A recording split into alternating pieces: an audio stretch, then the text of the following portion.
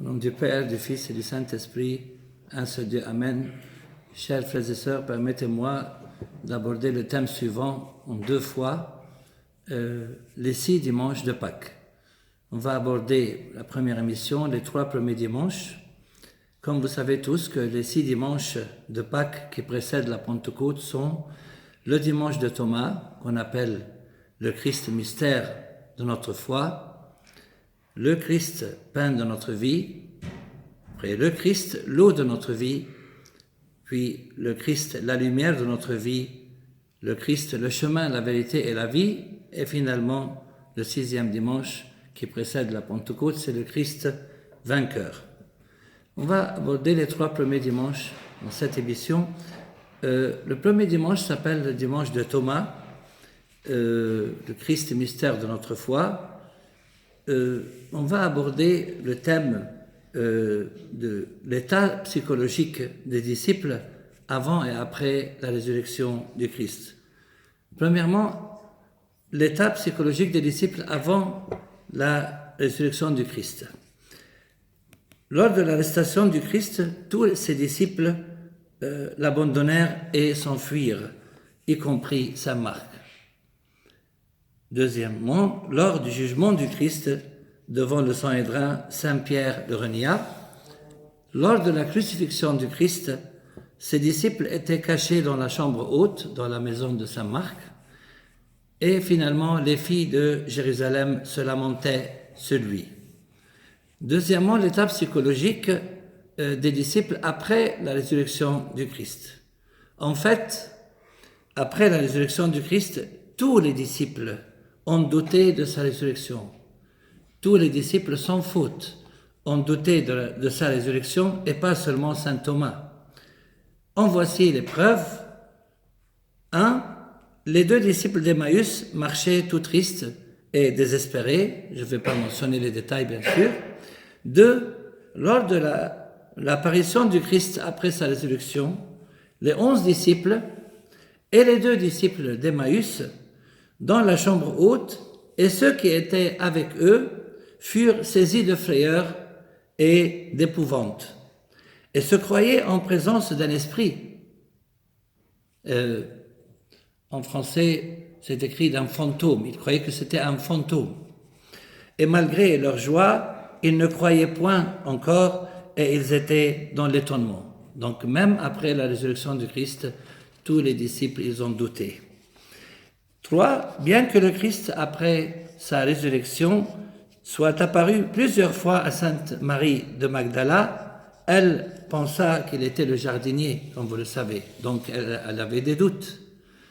Saint Pierre et Saint Jean avaient besoin de voir pour croire.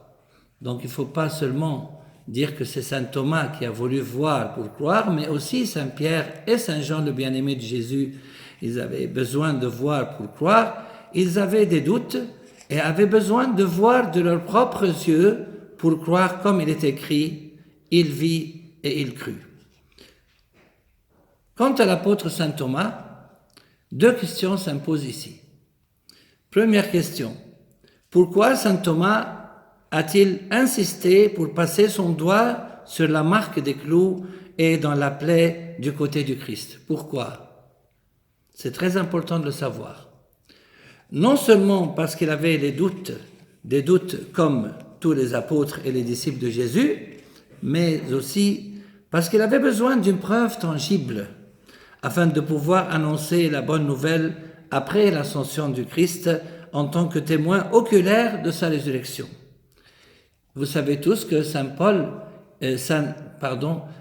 Thomas, il a prêché l'Inde. Il est allé pour faire la prédication en Inde, comme Saint Marc, il est allé en Égypte. Alors, mettez-vous à sa place, quand il va en Inde pour prêcher la résurrection du Christ, qu'est-ce qu'il va leur dire? Il va leur dire, mes frères les apôtres, ils ont vu Jésus. Qu'est-ce qu'ils vont lui dire? Ils vont lui dire, alors rentrez chez vous et envoyez-nous un de vos frères qui ont vu Jésus. Donc, il avait besoin d'être un témoin oculaire pour que sa prédication ait une certaine valeur. Deuxième point, ou deuxième question, pourquoi la Sainte Église considère-t-elle le dimanche de Thomas comme l'une des fêtes mineures du Christ? savez que le dimanche de Thomas est considéré comme l'un des 7 fêtes mineures du Christ pour une simple raison, parce qu'il a reconnu le Christ en tant que Seigneur et Dieu, en disant « Mon Seigneur et mon Dieu ». Concernant le deuxième dimanche de Pâques, c'est le Christ, le pain de notre vie. En fait, le 6e chapitre de l'Évangile selon saint Jean aborde en détail notre thème. En s'adressant à la foule, le Christ a commencé par leur dire que la manne que Dieu a envoyée du ciel à leur Père ne donne pas la vie éternelle.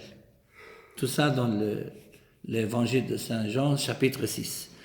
Il les a avertis de ne pas travailler pour la nourriture qui périt, et je vous donne quelques exemples de nourriture périssable, par exemple la gloire éphémère de ce monde qui se trouve dans les désirs charnels, dans la richesse, dans le pouvoir, etc. Le Christ, il a bien précisé que le pain qu'il donne descend du ciel, ce n'est pas un pain normal, comme certains le croient, et que ce pain mène à la vie éternelle.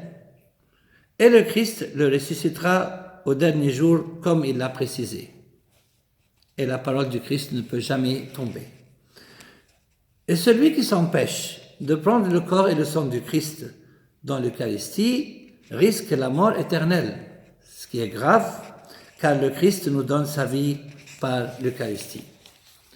Dans l'Eucharistie, le Christ nous offre son corps et son sang. Son corps sous la forme du pain et son sang sous la forme du vin. C'est par amour que le Christ a rompu son corps et versé son sang pour nous. Et quand on aime quelqu'un, on partage avec lui le pain, n'est-ce pas? Ceci est à l'origine du nom ou du mot copain, qui signifie le compagnon du pain. Donc le Christ nous a donné son corps sous forme de pain parce qu'il nous aime, donc il est notre copain. 9e point, quelles sont les sources de nourriture spirituelle? Bien sûr, la Sainte Bible.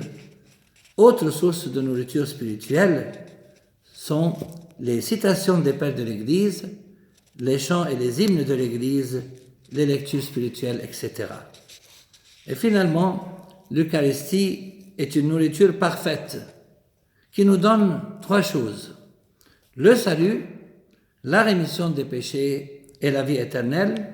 Au sujet du corps du Christ, pain de notre vie, le prêtre dit dans la confession finale à la fin de la Sainte Liturgie, comme vous le savez tous et toutes, il est donné pour nous en salut, en rémission des péchés et en vie éternelle à ceux qui y communient.